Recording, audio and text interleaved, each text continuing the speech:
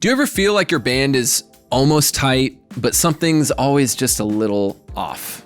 Tempos may drift, your transitions feel clunky, and every Sunday just starts to feel like a gamble.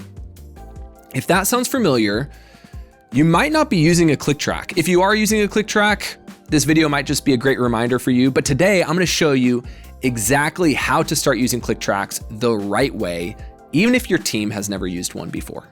So of course, every church stylistically is going to be a little different. But today, I want to talk about why playing off the grid, and when I say off the grid, I mean off click track, can be a problem in many churches.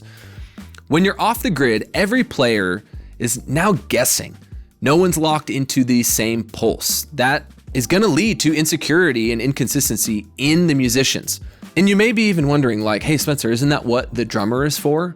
But even the drummer is going to struggle at times to know, man, what is the tempo of this song? And are we drifting? Like, they're human, right? So a click track is gonna bring clarity for everyone. It gives your team that shared foundation, and it's gonna create space so that you can really lead with confidence instead of having it in the back of your mind like, oh wow, this song maybe just drifted 20 BPM in the bridge, and how do we get back on track? So how do we introduce this to the team? Before you press play on anything, you have to start with vision, because this isn't really just a tech upgrade, right? You can't just surprise your team with a click track in rehearsal. It's how you'll lose an immense amount of trust. Instead, you have to create space, have the conversation. You can do this at a team night we always talk about. You can set the tone and say something like, hey, it's gonna be a big change for us, but it's gonna help us lead better, and I want you to be a part of it, right? I want our team to feel unified. I want transitions to be smooth, not stressful. And I want you to feel free to worship, not stuck trying to guess what the tempo of the song is. Let them ask questions. Just don't rush this process is what I'm saying. But don't avoid it either. Don't do it silently. So if you need help facilitating this, you can actually download our free volunteer development toolkit. We put it in the show notes below, and it'll help you get started on the right foot with your volunteers. So I want to move on to just practical tips and what you need to get started to start using Click.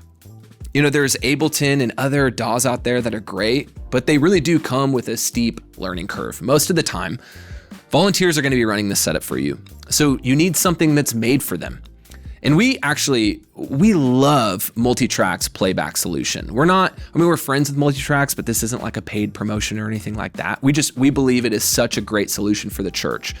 You can use playback so easily with a phone, a tablet, a computer, obviously, and you pair it with an audio interface. And I would recommend at least like 4 outputs. This would give you the ability to run click, guide, and future-proofs your rig really, so you can even introduce tracks maybe down the road.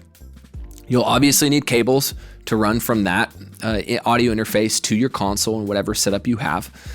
And in-ears, like your people need to hear, your band needs to hear the click. So if you're using wedges right now, you're not gonna wanna route click into those wedges for your congregation to hear. To get up and running with just again, very basic click track setup, you're gonna wanna connect your interface to your device running playback.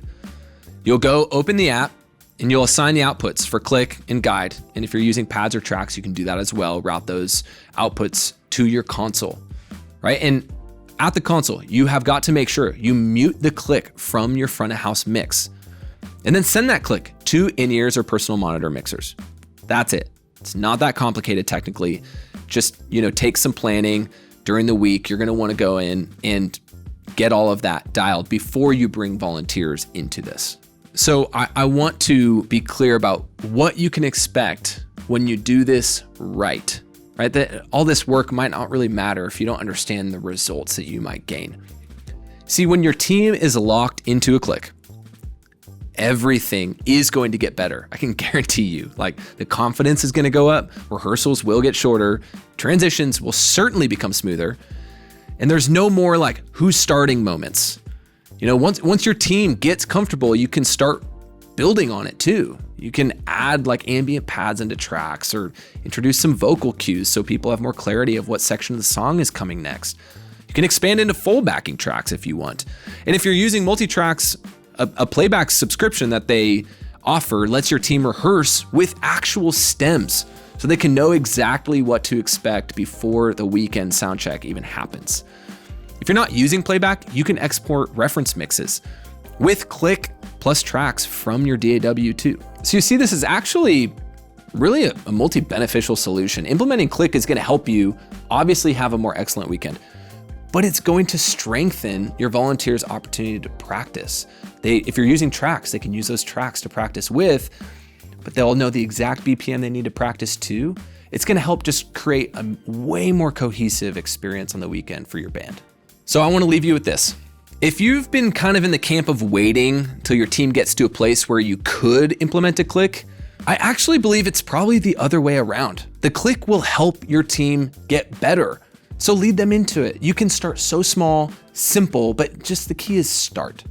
And if you want a step-by-step guide to help you set up the click track rig, we actually have a full video course on how to do this in the Multitracks Playback app. You can find the link in the show notes. As always, it's free just to start watching today. So highly would encourage you to do that if you want to go deeper in this. As always, that course is linked below in the description. It's free to start watching today if you want to go deeper. And we also actually have another course on how to do the same thing in Ableton Live, a DAW that you might be familiar with. And we'll link that in the description below as well. As always, if this video is helpful to you, please like and subscribe to MxU on YouTube. It only helps us grow the channel and help other churches just like you. Thank you for taking the time to watch this video. We will see you next time.